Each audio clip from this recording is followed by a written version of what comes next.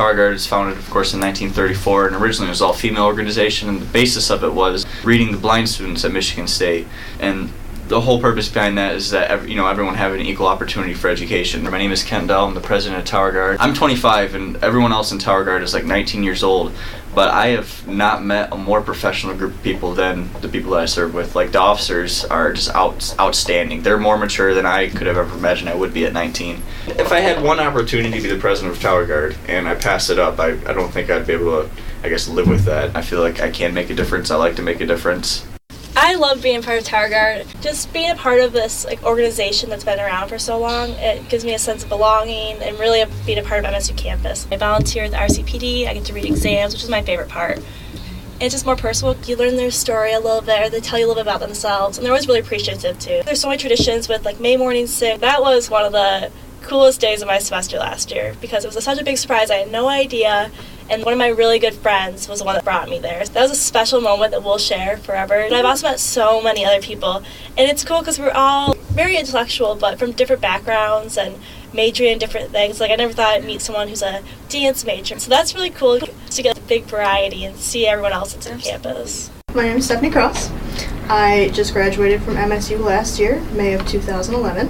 Things that I learned while as a Tower Guard and working in the office, I use pretty much every day.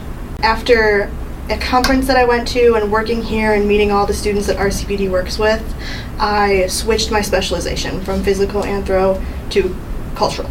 And I'm in disability studies now. I work full-time with kids in Lansing with disabilities because of who I worked with here. It's really just about knowing that everyone is different. Just because they have a disability doesn't define them. Every kid has issues, behaviors, struggles. It doesn't make it worse just because they have a disability. It just makes it different to deal with. So realizing the difference between different and disabled and what those two words actually mean. I don't mind putting myself out there to allow other people to ask me questions. Some people find it harder than others to approach an individual with disability, and I'm not gonna close that door. I'm a rehabilitation counseling graduate student, Piotr Józef Pasik. My research centers on attitudes toward disability in different cultural contexts.